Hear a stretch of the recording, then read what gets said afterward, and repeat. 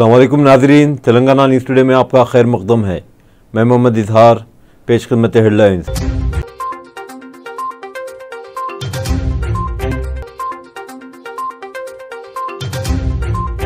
सिर्फ इंडिया इत्तेहाद हुकूमत के तहत ही हिंदुस्तान तेज रफ्तार, जामे और पायदार तरक्की कर सकता है, कांग्रेस का बयान।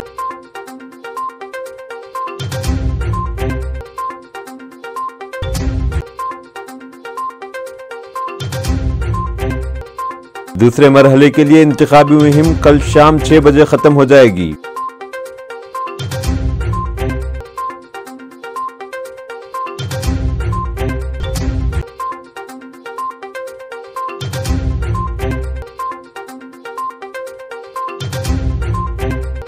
हांगकांग और सिंगापुर में 2 हिंदुस्तानी ब्रांड्स के मसालों पर पाबंदी।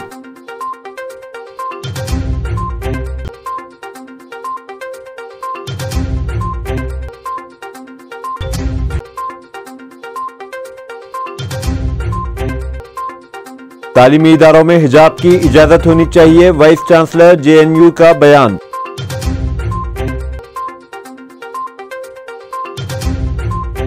अब खबरें तफसील के साथ।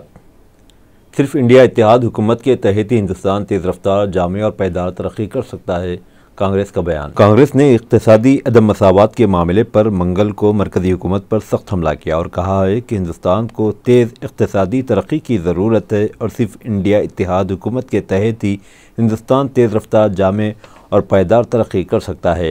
कांग्रेस के जनरल सेक्रेटरी जयराम रमेश ने सोशल मीडिया प्लेटफॉर्म एक्स पर पोस्ट किया है, जिसमें उन्होंने कहा है कि गुज़िश्ता 10 सालों में ज़्यादातर अवामी असासे और वसाइल 1 या 2 कंपनियों को बेचे गए।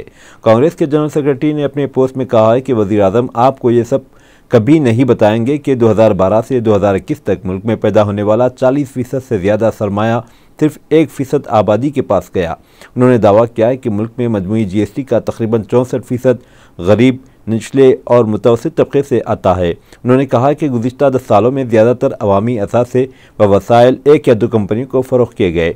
जयराम रमेश के मुताबिक इक़्तिसादी माहिरीन का कहना है कि मईशत में बढ़ती हुई इजारादारियों की वजह से महंगाई में इजाफा हुआ है।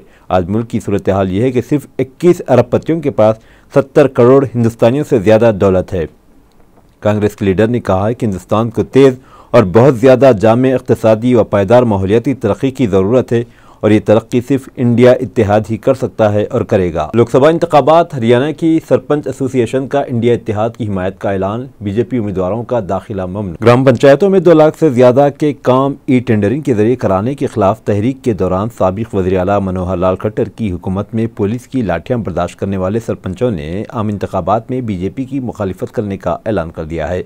करनाल में सरपंच एसोसिएशन ने ऐलान किया कि वो रियासत में इंडिया इत्तेहाद के उम्मीदवारों की हिमायत करेगी। इसके साथ एसोसिएशन ने ऐलान किया है कि वो जमहूरी तरीके से बीजेपी की मुखालिफत करते हुए इसके उम्मीदवारों को गांव में दाखिल नहीं होने देगी। करनाल के जाट भवन में मीटिंग के बाद हरियाणा सरपंच एसोसिएशन ने यह फैसला लिया कि मीटिंग की सदारत हरियाणा सरपंच एसोसिएशन के रियासती सदर रणबीर समीन ने की। मीटिंग में एसोसिएशन के रियासती नुमाइंदगान के अलावा करनाल और पानीपत जिले की सरपंच तंजीम के ब्लॉक सरबराह मौजूद थे। सरपंचों ने रियासती हुकूमत की पॉलिसियों की मुखालिफत करते हुए पंचायतों के हुकूक सल्ब करने का इल्ज़ाम आयद किया। सरपंच एसोसिएशन के रियासती सदर रणबीर समीन और दीगर सरपंचों ने कहा कि रियासती हुकूमत ने हर तबके के मुतालबे को लाठीचार्ज से दबाने का काम किया है, पंचायतों के हुकूक सल्ब कर लिए, जिससे सरपंच गांव में तरक्याती काम नहीं करा पाए। उन्होंने कहा कि अब इंतखाबात में बीजेपी और जेजेपी को सबक सिखाने और सरपंचों की ताकत का मुजाहरा करने का वक्त आ गया है। दूसरे मरहले के लिए इंतखाबी मुहिम कल शाम 6 बजे खत्म हो जाएगी। लोकसभा इंतखाबात 2024 के दूसरे मरहले में मध्य प्रदेश की इन 6 लोकसभा हलकों में इंतखाबी मुहिम कल शाम 6 बजे बंद हो जाएगी, जहां 26 अप्रैल को वोट डाले जाने हैं। Chief electoral officer Anupam Rajan ने कहा कि पार्लिमानी हल्के में वोटिंग के मुकर्ररा अख्तिताम से 48 घंटे कबल इंतखाबी मुहिम को रखने का इंतजाम है। इंतखाबी मुहिम की आखिरी तारीख खत्म होने के बाद इलाके से बाहर के लोगों को जो इस लोकसभा पार्लिमानी हल्के में वोटर नहीं है को वो हल्का छोड़ना होगा। इसके लिए सख्त मॉनिटरिंग मुहिम चलाई जा रही है। दिल्ली आबकारी पॉलिसी मामला, केजरीवाल और कविता को नहीं मिली राहत, अदालत ने दोनों की अदालत की हिरासत में 7 मई तक की तोसी। दिल्ली आबकारी पॉलिसी से मुतालिक मुबैना मनी लॉन्ड्रिंग मामले में दिल्ली के वज़ीर आला अरविंद केजरीवाल और BRS लीडर की कविता को एक बार फिर अदालत से राहत नहीं मिल सकी। मंगल के रोज दहली आबकारी मामले से मुताल्लिक ईडी केस में दिल्ली के रोज एवेन्यू कोर्ट में समाअत हुई, जिसमें अदालत ने केजरीवाल की अदालती हिरासत 7 मई तक बढ़ाने का फैसला सुनाया। केजरीवाल के साथ साथ बीआरएस लीडर कविता और चिनप्रीत सिंह को अदालती हिरासत में भी 7 मई तक तोसी की गई। तीनों को आज वीडियो कॉन्फ्रेंसिंग के जरिए अदालत में पेश किया गया। मीडिया रिपोर्ट्स के मुताबिक रोज एवेन्यू कोर्ट ने जेल अफसरान को हिदायत दी है कि अरविंद केजरीवाल और के कविता को 7 मई बरोज़ मंगल 2 बजे वीडियो कॉन्फ्रेंसिंग के जरिए फिर से पेश किया जाए। हालांकि दिल्ली की वज़ीर आला की एक अर्जी सुप्रीम कोर्ट में ज़ेर इल्तवा, जिसमें उन्होंने मनी लॉन्ड्रिंग के इल्ज़ाम में ईडी के जरिए 21 मार्च को की गई इनकी गिरफ्तारी को चैलेंज पेश किया। अदालत उस्मा ने इस मामले में 15 अप्रैल को समाअत की थी और ईडी से जवाब तलब किया। ईडी का जवाब दाखिल होने तक केजरीवाल को फौरी राहत देने से सुप्रीम कोर्ट ने इनकार कर दिया था। हांगकांग और सिंगापुर में 2 हिंदुस्तानी ब्रांड्स के मसालों पर पाबंदी। हांगकांग और सिंगापुर ने मशहूर हिंदुस्तानी मसालों के ब्रांड MDH और एवरेस्ट की मसनूआत पर पाबंदी आयद कर दी। मीडिया रिपोर्ट्स के मुताबिक हांगकांग और सिंगापुर की फूड रेगुलेटरी अथॉरिटीज़ का कहना है कि इन मसालों में कैंसर का सबब बनने वाली एथिलीन ऑक्साइड की मौजूदगी की तस्दीक के बाद पाबंदी आयद की गई। वाज़ेह है कि कैंसर पर तहकीक की बैनुल-अक़वामी एजेंसी ने एथिलीन ऑक्साइड को कैंसर पैदा करने वाले मादे के तौर पर तस्लीम किया है। एथिलीन ऑक्साइड एक कीड़े मार दवा है जो खाने में इस्तेमाल की मजाज नहीं, तहम माइक्रोबियल आलूदगी को रोकने के लिए इसे ज़रूरी मसनूआत के धोने के लिए इस्तेमाल की जा सकती है।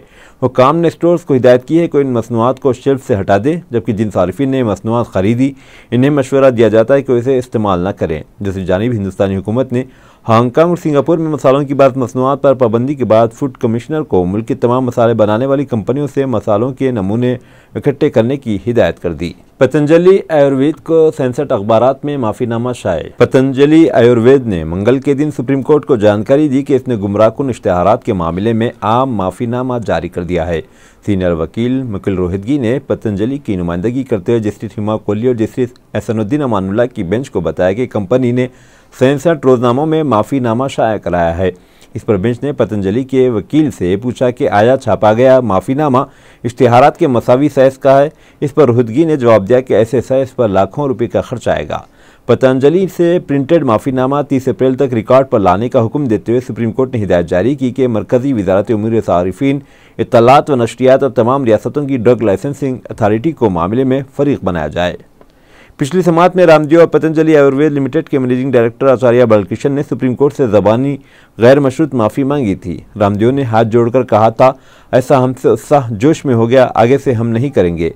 आचार्य बालकृष्ण ने कहा था, ये गलती अज्ञानता लाइल्मे में हुई, आगे से बहुत ध्यान रखेंगे। इस गलती पर हम क्षमा प्रार्थना माफ़ी की दरख्वास्त करते हैं। तालीमी इदारों में हिजाब की इजाज़त होनी चाहिए, वाइस चांसलर JNU का बयान। जवाहरलाल नेहरू यूनिवर्सिटी JNU दिल्ली की वाइस चांसलर शांति श्री D पंडित ने कहा है कि हिंदुस्तान में मजहब, ज़बान और लिबास की एकसानियत नहीं चल सकती, क्योंकि ये मुल्क किसी मखसूस फ़िरक़े का नहीं है। PTI हेडक्वार्टर्स नई दिल्ली में एजेंसी के एडिटर्स के साथ बातचीत में उन्होंने कहा कि तालीमी इदारों को इनफरादी पसंद का एहतराम करना चाहिए, हिजाब पहनने वालों को पहनने देना चाहिए। उन्होंने कहा कि मैं मजहब, नस्ल या ज़बान के मामले में एकसानियत से इत्तेफाक नहीं करती, एक ज़बान मुसल्लत नहीं की जानी चाहिए।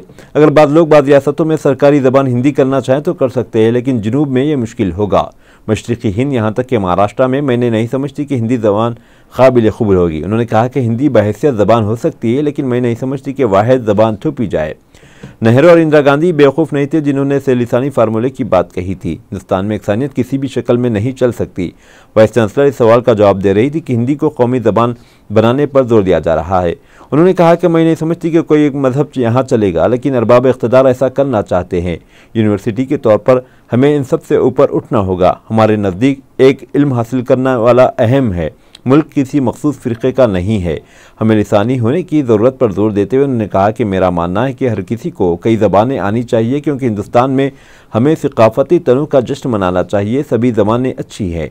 अगर कोई लड़की हिजाब पहनना चाहती है तो ये इसकी पसंद है, अगर कोई पहनना नहीं चाहती तो इस पर इसे थोपना नहीं चाहिए।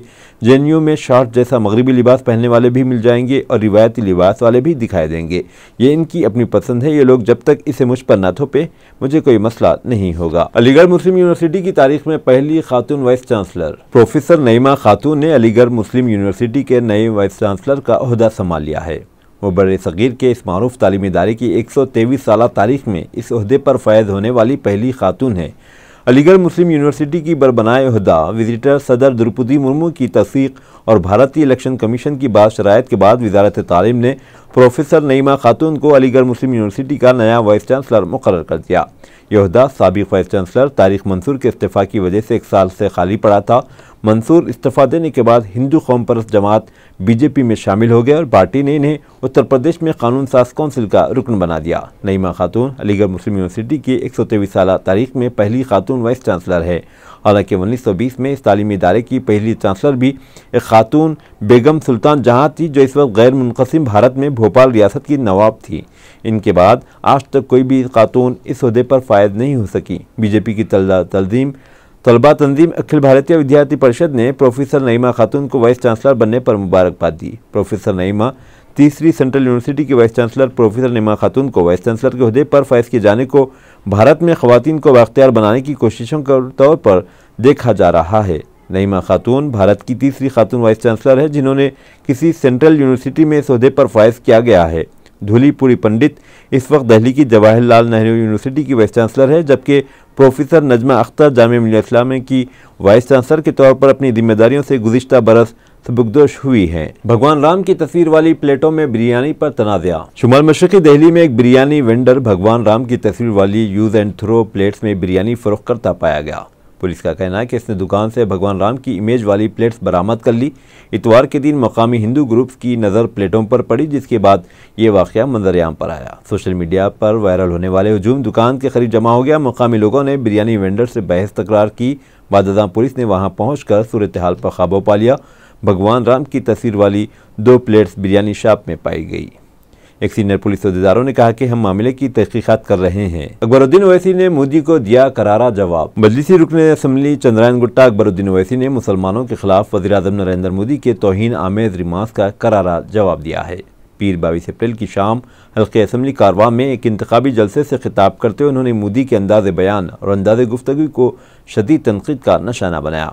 वाज़ेह रहे कि इतवार की शाम एक इंतखाबी जलसे में वज़ीर-ए-आज़म नरेंद्र मोदी ने मुसलमानों के ताल्लुक से तौहीन रिमार्क्स किए थे। कहा था कि अगर लोग कांग्रेस को वोट देंगे तो कांग्रेस आपकी दौलत घुसपैठियों, दरअंदाजों और ज़्यादा बच्चे पैदा करने वालों के हवाले कर देगी। यहाँ तक ख़वातीन के मंगलसूत्र भी महफूज नहीं रहेंगे।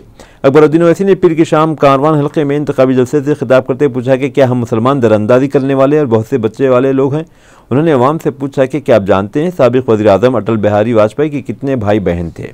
इस पर खुद उन्होंने जवाब देते कहा कि मुसलमान वो लोग हैं जिनके बहुत से बच्चे हैं और वाजपेयी उनके बहन भाइयों की तादाद 7 थी। योगी आदित्यनाथ और उनके बहन भाइयों की तादाद 7 है। अमित शाह और उनके बहन भाई भी तादाद में 7 हैं। खुद नरेंद्र मोदी और उनके बहन भाइयों की तादाद 6 है। दुबई एयरपोर्ट पर परवाज़ों की आमद-ओ-रफ्त बहाल। तेलंगाना में फंसे अफराद की दुबई रवानगी का अमल शुरू। सैलाब और शदीद बारिशों से मुतासिरा दुबई और मुत्तहिदा अरब अमारात के कुछ मकामात में ज़िंदगी मामूल पर आ गई है। दुबई इंटरनेशनल एयरपोर्ट, जो दुनिया का दूसरा मसरूफ़ तरीन हवाई अड्डा है, परवाज़ों की आमद-ओ-रफ्त को बहाल कर दिया गया।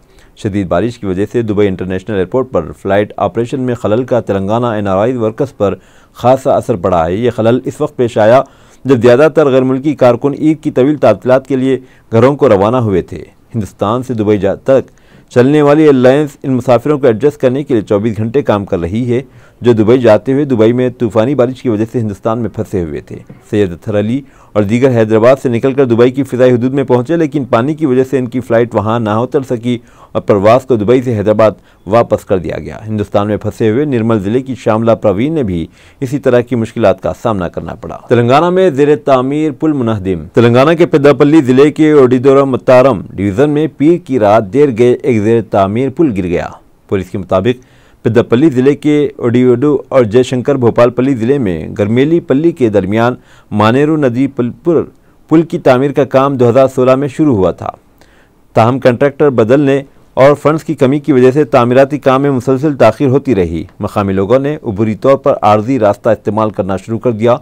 रात के वक्त पेश आने वाले वाक़े की वजह से जानी नुकसान टल गया। वाक़े की इत्तला मिलने पर हुकाम ने मंगल की सुबह जाए वक़ूअ का दौरा किया और सूरत हाल का जायजा लिया। हैदराबाद में मजीद बारिश नहीं होगी, गर्मी की शिद्दत में इजाफे की पेशकश। हैदराबाद में अब मजीद बारिश नहीं होगी क्योंकि Telangana state development planning society ने शहर के लिए मंगल से अप्रैल के आखिर तक खुश्क मौसम की पेशकयासी की है।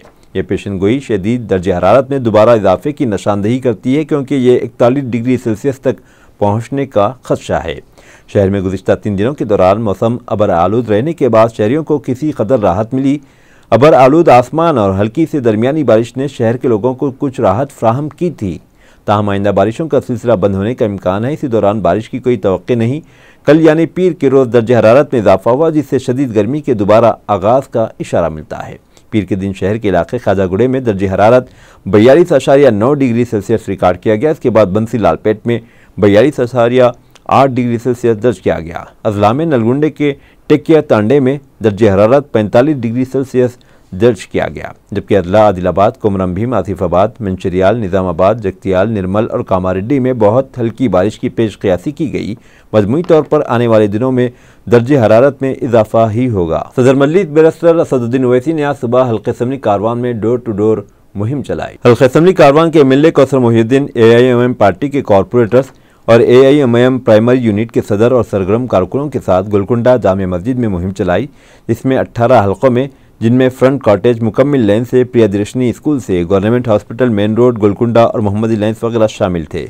इस मौके पर हैदराबाद पार्लिमानी हल्के के उम्मीदवार बैरिस्टर असदुद्दीन ओवैसी साहब को 13 मई को वोट देकर भारी अक्सरियत से कामयाब करने की अपील। अपनी जमात का निशान पूरी फैमिली के साथ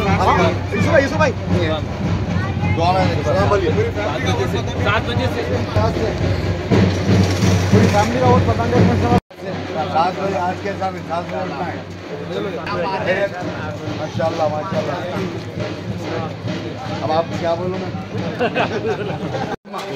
13 तारीख को यहाँ से पतंग के निशान पर डालिए। दुआ में लगे, दुआ में लगे यहाँ से।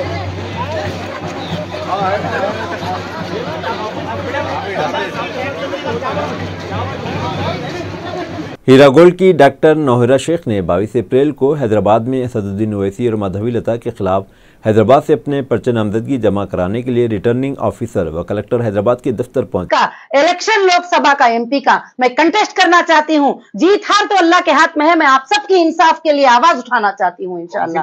और वैसे जी असदुद्दीन ओवैसी साहब ने मेरे ऊपर तरह तरह का जो जुल्म किए, जो रात में 12 बजे पुलिस को भेज देना सर्च वारंट देके, और उनको भेज देना, इनको भेज देना, और जीत जाने के बाद भी मैं केस फिर उसको रीओपन कराना और सताना। सिर्फ उनको मेरी एक अकेली औरत से डर लगता है। पूरे देश में जितनी औरतें हैं उनसे उनको कोई डर नहीं लगता, एक अकेली औरत से डर लगता है। अब और घबराए हुए हैं। क्यों? कि उनके ऊपर नीचे की कोर्ट में 100 करोड़ का मानहानि केस जो है मैं जीत चुकी हूं। अब वो हाई कोर्ट को गए हैं स्टे लाने के लिए। क्यों? कि एक औरत होने के नाते मुझे बहुत सताया गया है। आप सबको मालूम है कि मेरे ऊपर नाहक का इल्जाम का FIR चलाया गया, और FIR उस वक्त मेरे ऊपर बांधा गया जबकि मेरे पूरे शोरूम रनिंग थे, मेरे लोग हरे भरे जीते थे, मेरे IBG के पूरे मेंबर पूरे इंडिया में पूरे मुसलमान आराम से जीते थे। ये मुसलमान का भाई कहने वाला उन सबके गले दबाने की कोशिश किया, उन सबके पेटों को जो है आज भी जो चीजें रिलीज नहीं होने के लिए पूरे ताकतें उनके जितने ही लगा रहे हैं। जब से मेरी एक ही आवाज है, मैं कहीं भी गलत नहीं हूं। मैंने हाई कोर्ट में जीत कराई, मैं सुप्रीम कोर्ट में जीत कराई। मैं बोली कहां पर मैंने स्कैम किया, कहां पर गलत किया, आप बताइए, प्रूफ कराइए मुझे। कौन सी बैंक को डुबाया है, किसको डुबाया है, क्या किया है।